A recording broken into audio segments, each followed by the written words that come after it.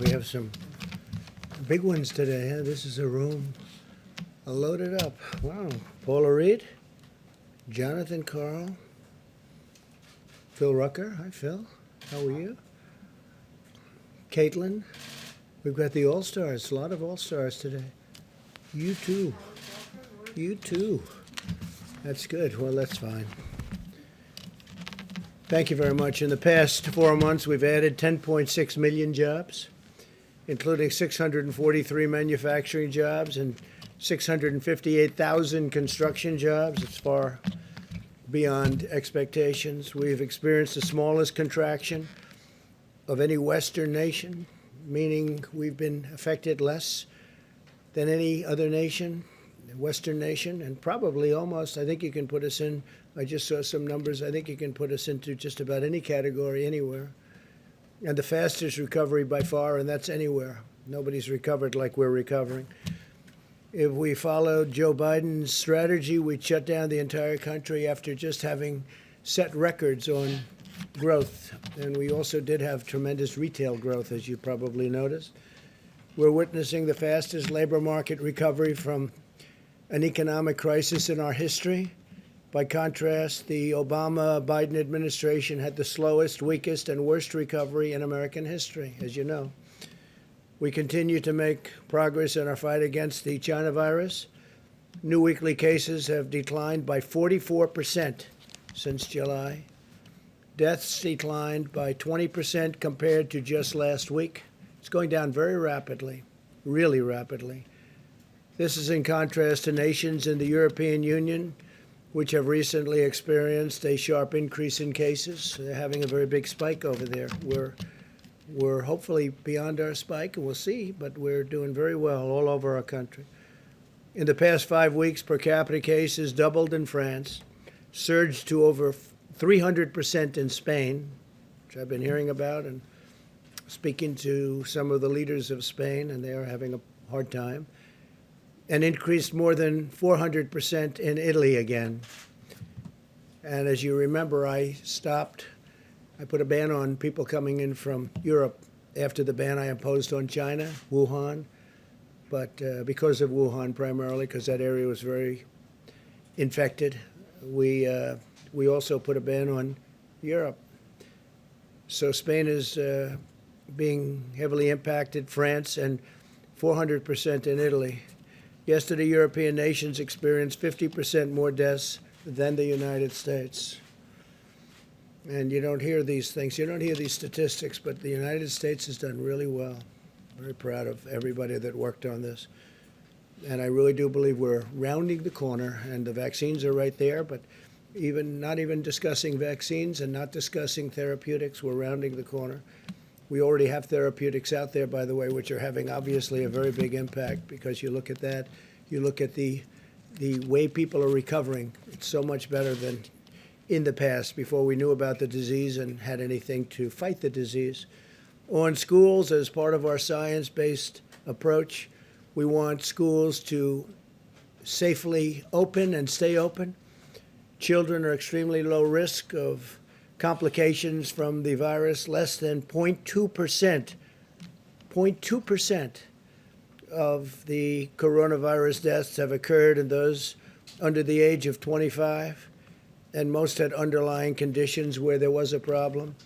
There's no substitute for in-person learning. According to a recent study, student progress in math decreased by half, and using online education compared to in-person or campus education. So online, we think of so many things online and how great it is. There's nothing like being in the classroom. That's what we've learned from this whole ordeal. According to the CDC, school closures disproportionately harm low-income and minority children, as well as those with disabilities. And I think you see some slides behind me that are very new, very current. It's also crucial for colleges and universities to stay open, and we hope that they do indeed stay open. We want to see Big Ten football. We hope it's coming back. We have a lot of the colleges that we're talking about. They want to come back. We hope that Michigan agrees. We hope that and I know the governor will have a lot to say about it. We hope she approves it, but we have a couple that Maryland's another one. We hope the governor puts a little pressure on so that we can have it, but I have a feeling they may do it. They may do it without having everybody, but I think they're going to have maybe Michigan, maybe Maryland. We have a couple of states that might not participate, but people are working very, very hard to get Big Ten football back, and I'm pushing it. And it'll be a great thing for our country, and the players and the coaches want to do it really badly. The players are missing. They only have so many years of this, and the players are missing a big opportunity, including the chance in some of the cases to have some of the best players, college players in our country. And they want to get into the NFL, and they want to make money in the NFL, and they're not going to be able to do that too easy if you don't get to see them play. It's much safer for students to live on campus, and low-risk young people would rather than the alternative. The alternative is no good than going home, spreading the virus to high-risk Americans. They want to be on campus. They want to go back to school, and the parents want them back in school, maybe more so than they want to be back in school. And they want them back safely, and they want to go back safely, but they have to go back. Based on the recent data from more than 20 colleges, not a single student who tested positive for the virus has been hospitalized. So that's a lot of people. That's a lot of students. Not one has been hospitalized. As we continue to follow the science-based approach to protect our people and vanquish the virus, Joe Biden continues to use the pandemic for political gain. Every time I see him, he starts talking about the pandemic. He's reading it off a teleprompter. I'm not allowed to use a teleprompter. Why is that, Phil? They ask questions, and he starts reading the teleprompter. He says, move the teleprompter a little bit closer, please. I don't know. I think if I did that, I'd be in big trouble. I think that would be the story of the year. When I took early action in January to ban the travel and all travel to and from China, the Democrats and Biden in particular called it xenophobic. You remember that? Joe was willing to sacrifice American lives to placate the radical left, open border extremists, and we saved tens of thousands of lives, probably hundreds of thousands of lives, and we saved millions of lives by doing the closing and now the opening the way we did it. Joe's decision to publicly attack the China ban proved he lacks the character or intelligence or instinct to do what is right. Now, Biden's launched a public campaign against the vaccine, which is so bad because we have some vaccines coming that are incredible. Scott was telling me about some of the things that are happening, and it's very exciting, Scott. Thank you for being here. But you don't want to have anything having to do with, for political purposes, being an anti-vaxxer. You don't want to be talking about the vaccines in a negative way, especially when you see the statistics that we're starting to see. They're incredible, actually. Biden's perfectly happy to endanger the lives of other people by doing something that he thinks is going to help him politically because his polls are getting very bad. They're getting very shaky. This was an election that was going to be very easy, very quick, and then the China virus came in, and I had to go back to work politically. Unfortunately, I had to devote more time politically than the other things we do, which are very important for our country. But I had to go back to work, and it looks like we're going up very rapidly, more rapidly than the media wants to admit. And Biden's had to go out. He's gotten out of his basement, and he's working. Let's see what happens. But we got to talk about how great these vaccines are, if in fact they're great. And I think you're going to see numbers that are going to be very, very impressive. The approach to the virus is a very unscientific blanket lockdown by the Democrats. That's what they're talking about, which takes all of these incredible statistics, records, and it throws them out the window. Now, they did say it would be based on the recommendation of the experts, but, you know, whether expert or not, we're not doing any more shutdowns. We did the shutdown, and now we're doing the opening, and there won't be any more shutdowns. There could be a little section, a small section, we have a breakout, but we're not talking about shutdowns like they were talking about, depending on experts. We're not going to be doing that. The swine flu was a disaster. You remember when not nearly as deadly, not the same world. But when Joe Biden was vice president, his failed approach to the swine flu was disastrous. He called it N1H1. It's actually H1N1. You know, you remember the H comes before the N, so it's sort of easy to remember, right? But Joe always calls it the opposite way. But call it the swine flu. It was disastrous. And his own chief of staff said that when Biden helped manage the swine flu in 2009, they, quote, did everything possible wrong. And 60 million Americans got H1N1 in that period of time. This is a quote from his chief of staff. And it's just purely a fortuity that this isn't one of the great mass casualties events. It had nothing to do with us doing anything right, because we did everything wrong. It was a disaster. It was a disaster. And now he's telling us how to manage. He can't manage himself. 270,000 Americans were hospitalized during this attack. The outbreak was so rampant that the Obama administration told states to stop testing. We don't want any tests because they don't want to show all of the things that tests show. By the way, we're setting a record on testing. Our testing is at a level that nobody's ever seen before. We're substantially greater than the second country, which is India, by the way, which has 1.5 billion people, but we're 50 million tests ahead, 50 million ahead. And they ordered the CDC to stop counting tests and stop counting cases, and then left us a depleted stockpile, which is what I inherited. I inherited a very badly depleted stockpile. In other words, Biden's record demonstrates that if he had been in charge of this very serious, highly, highly contagious epidemic or pandemic, the China virus, countless more Americans would have died. And if we didn't do what we did, and I say it all the time now because the media likes to belittle what we've done has been incredible. Now you can look at Europe and you can look at other places and you can start comparing. Biden is weak on China. Yesterday it was revealed that a fund partly owned by Joe Biden's son Hunter facilitated the sale of a Michigan auto parts producer to a leading Chinese military defense contractor. You don't want to write about that, do you? Biden spent his entire career selling Michigan jobs to China.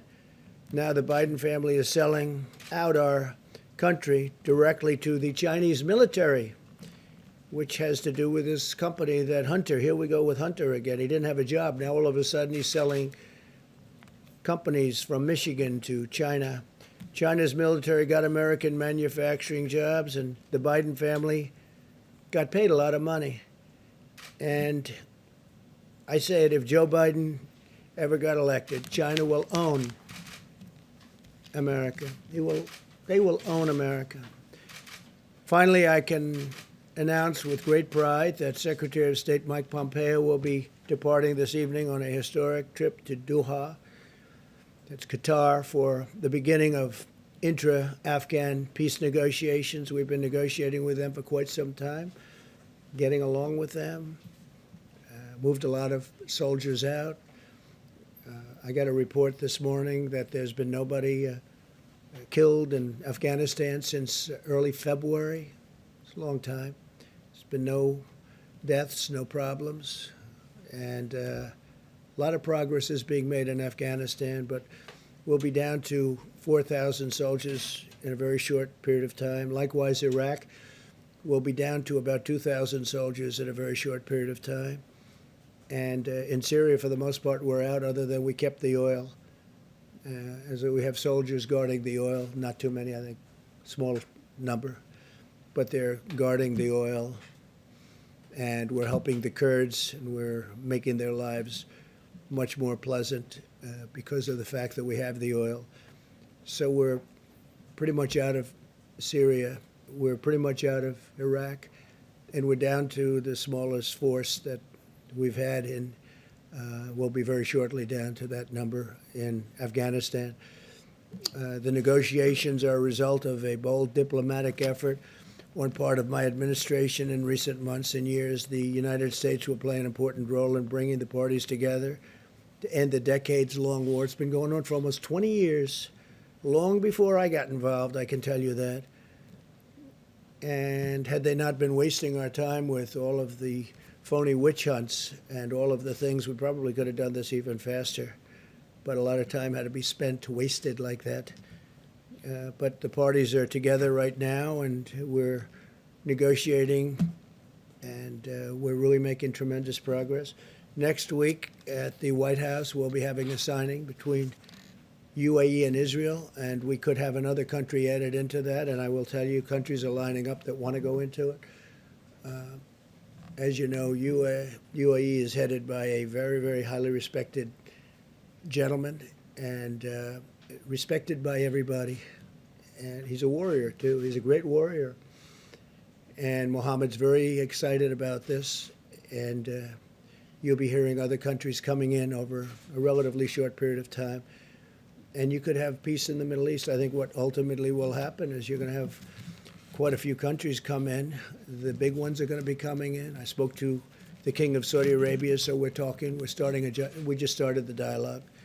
And you'll have them come in, and I think two things are going to happen. Iran will, if we win the election, Iran will come and sign a deal with us very, very rapidly within the first, I would say, week, but let's give ourselves a month, because their GDP went down 25%, which is like an unheard of number, and they'd like to be able to get back to having a successful country again. So I think that'll happen, and I think very importantly, the Palestinians will get back into the fold, and when they see all of these countries that frankly have been supporters of the Palestinians, very big supporters and certainly financial supporters. As you know, we used to pay the Palestinians $750 million a year, and I ended that some time ago on the basis that they didn't seem to want to make peace, and we'll think about it once we have a deal, but I've ended that quite a while ago. I'm frankly surprised they haven't been to the table earlier. But this is the best way. This is a way that's going to be great. This can really bring the Middle East together. And again, since February, we haven't had a death in Afghanistan, that's a record for many years, not a death. And we're getting along very, very well with the Taliban and very well with Afghanistan and its representatives, and we'll see how it all goes. It's a negotiation, but Secretary of State Mike Pompeo will be departing in a little while. So I think that's very exciting news. And a lot of people thought that my natural instinct is war. No, my natural instinct is actually peace. When we were on the debate stage, people used to say, will it be 1 week or 2 weeks before President Trump gets into a war? But that's not. I did rebuild our military. We have a military that $2.5 trillion, new jets and rockets and tanks and ships and a lot of things we have. We have the newest, best military we've ever had. So hopefully we won't have to use it. Our nuclear program has been put into gear like never before. And in particular, hopefully, we won't have to use that, because that's a whole new level of destruction, and we never want to. Just have to pray to God we never have to use that. All right, please, John. Yes, thank you, Mr. President. Why did you lie to the American people, and why should we trust what you have to say now? Such a terrible question, and the phraseology. I didn't lie. What I said is we have to be calm. We can't be panicked. I knew that the tapes were. These were a series of phone calls that we had, mostly phone calls. And Bob Woodward is somebody that I respect just from hearing the name for many, many years, not knowing too much about his work, not caring about his work. But I thought it would be interesting to talk to him for a period of, calls. So we did that. I don't know if it's good or bad. I don't even know if the book is good or bad. But certainly if he thought that was a bad statement, he would have reported it, because he thinks that, you don't want to have anybody that is going to suffer medically because of some fact. And he didn't report it because he didn't think it was bad. Nobody thought it was bad. Wait a minute. And your question, the way you phrase that is such a disgrace. It's a disgrace to ABC television network. It's a disgrace to your employer. And that's the answer. You ready? Because Are you saying I love. You Of course I told him didn't. that Of you course knew I that it didn't. was No, deadlier no. than the flu, and then you went out and told the American public that this was just like the flu. Let me tell I you mean, you something. told We've had Woodward flu one thing and you years. told everybody else something else. No, and 5 times, right? 5 times. Do you ever hear the expression 5 times? We've had flu years where we lost 100,000 people. The flu is a very serious problem for this country also, and we've been losing them. Scott, what kind of a number have we lost over the years with flus? Into the hundreds of thousands. Well, I mean, the last 5 years have been something like 35 to 80,000 per year, every year, even with antiviral drugs and even with Flu is a very vaccines. serious problem also. You told But Bob just so Woodward you, this is worse than the most deadlier than the most strenuous flu, okay? and then you went out and said it's just like the flu. What I went out and said is very simple. Listen, what I went out and said is very simple. I want to show a level of confidence, and I want to show strength as a leader, and I want to show that our country is going to be fine one way or the other. Whether we lose one person, we shouldn't lose any because this shouldn't have happened. This is China's fault. This is nobody's fault but China. China should not have allowed it to happen.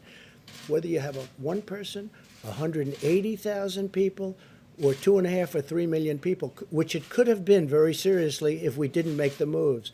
And when you look at the opposition where they said, oh, why did he put the ban on?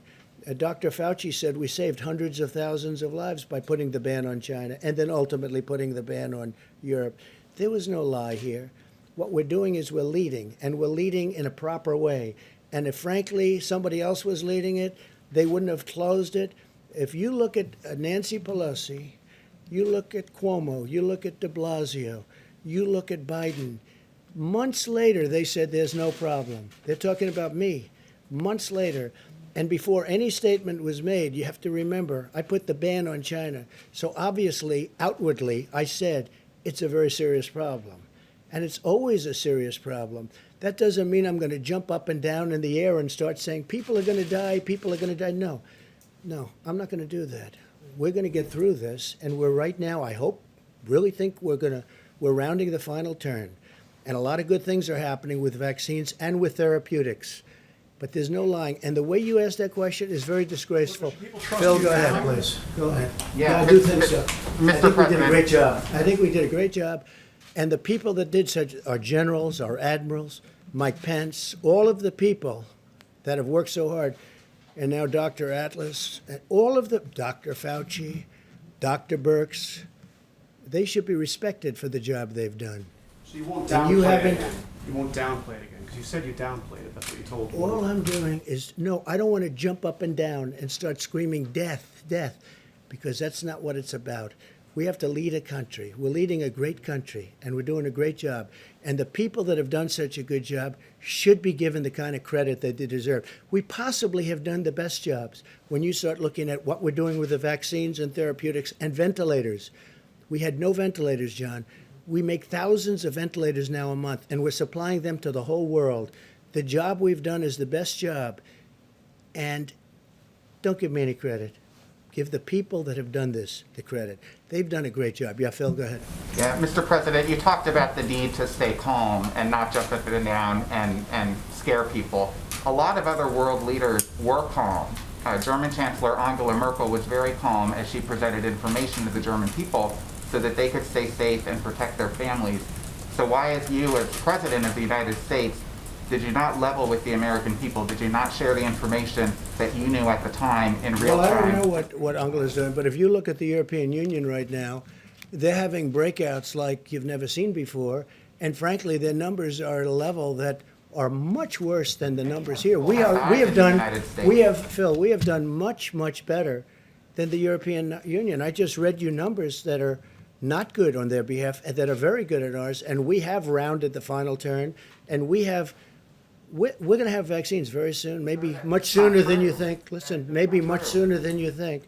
But we have done a phenomenal job. And the people that have done this job, including the American public that's had to put up with a lot, with the lockdowns and all of the things that they had to do, they have to be given credit. They have to be given But credit. you knew this Please, was go a ahead. deadly virus. You knew it was airborne. You knew on February 7th, you told Bob Woodward how it transferred from person to person in the air, how deadly it was. Why did you not come to the podium and Well, calmly let me tell ask you the this. people If what Bob happened? Woodward thought that was bad, because this is stuff that everyone knew, there's a report that I have here someplace where China said it was airborne earlier than the statements I made. People knew it was airborne. This was nothing. This was no big. When I say it was airborne, everybody knew it was airborne. This was no big I thing. know that in February. Well, read the reports. China came out with a statement that it was an airborne disease. I heard it was an airborne disease. I assumed it early on. The fact is, there has to be a calmness. You don't want me jumping up and down, screaming, there's going to be great death, and really causing some very, very serious problems for the country. If Bob Woodward thought what I said was bad, then he should have immediately, right after I said it, gone out to the authorities so they can prepare and let them know. But he didn't think it was bad, and he said he didn't think it was bad.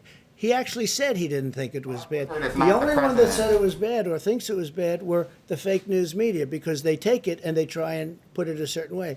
If Bob Woodward thought it was bad, then he should have immediately gone out publicly, not wait 4 months. You know, he's had that statement for 4 months, maybe 5 months. He's had it for a long time. It was a series of taped interviews, mostly by telephone. Quick ones, not long ones, quick ones. And I did it out of curiosity because I do have respect and I want to see. I wonder whether or not somebody like that can write good. I don't think he can, but let's see what happens. Yeah, Respectfully, please. Thank you, Mr. President. We're just about 50 days out from the election, and we haven't seen a lot out of the Durham investigation yet. Yeah. Where is that? And do you have confidence in the investigation? Well, I can't tell you that yet. I have to see. I'm not involved in it. I purposely stayed uninvolved. I'm, I guess, considered the chief law enforcement officer of the country. I could be involved if I wanted to. I thought it would be better if I wasn't. I think it's better if our great attorney general handled it. He has Durham, who is a very, very respected man, and we're going to see what it is. I can't tell you that. I can See tell more you this. I indictments? can tell you this. They lied. They cheated. They leaked. They got caught. They spied on my campaign. Never in history has there been anything like this. And I guarantee if the roles were reversed and I was on the Democrat side, people would have been in jail at the very highest level. People would have been in jail for 2 years already. Nothing like this has ever happened. And the term would be for many, many years because it's treason, and other words can be used also. So you think there should be more indictments as a part of this Well, I investigation? think just on what I read in your wonderful papers, I think, and see what, just looking at the media, not even what I know. I think Comey is a disgrace to our country. I think Strzok, who just wrote a book, which is a total fake, is a disgrace. I think Page, Lisa Page, his lover, is a disgrace to our country. I think that when you look at McCabe, where his wife got $700,000 in campaign contributions from Hillary Clinton, right? And then Hillary Clinton's under investigation, and yet she paid the head of the FBI, one of the top people, but actually the head because he took over for the other guy, who fortunately I fired. I made a good move when I fired. That was a smart move because they were looking to take down this administration, duly elected administration. So I fired him. That was a great move when I fired him, because maybe if I didn't, I wouldn't be here talking to you as president. But when McCabe's wife gets $700,000 in campaign contributions when she was running for whatever office she was running from Virginia, and yet he's in charge of the investigation of Hillary Clinton. Now he says, well, I wasn't really in charge. Of course he was in charge. He was totally in charge. He knew exactly what was going on. These people got caught in probably the biggest political scandal in the history of our country. They got caught. Now, what the Durham report is going to say, I can't tell you. But if they say half as much as I already know just from seeing it, you have people, I watch some of the shows. I watched Liz McDonald, she's fantastic. I watched Fox Business. I watched Lou Dobbs last night, Sean Hannity last night, Tucker last night, Laura. I watched Fox and Friends in the morning. You watch these shows. you don't have to go too far into the details. They cover things that are, it's really an amazing thing. They got caught in the biggest political scandal in the history of our country. They were spying on their opponent's campaign. Not only spying, they were making up fake dossiers. You have the dirty dossier. They were making up the dirty, it was all made up. It was all fiction. It turned out to be fiction. And then they were using that in the FISA courts, this revered court. Well, it's not so revered anymore because when you look at what they did and how they played it, and they hurt a lot of people. General Flynn is still being hurt, and he's being hurt very badly. He's a wonderful person. I spoke to General Milley about General Flynn 2 weeks ago. I said, what do you think of General Flynn? He said, he's a great soldier, sir, and he's a wonderful, wonderful human being. He's been destroyed. He's been destroyed. No, I think that this, without knowing anything about what Durham is going to release, the Durham report, we'll call it, or maybe it's going to be more than a report. Maybe it's going to be much more than a report. I don't know. Maybe it's a report, or maybe it's much more than that. But when I look at the things that everybody in this room knows just from reading about it from yourselves back and forth, I think it's a disgrace to our country. And I think if people don't pay a very, very substantial price, it'll happen again. And this should never, ever happen to another president. Thank you very much. Thank you, everybody.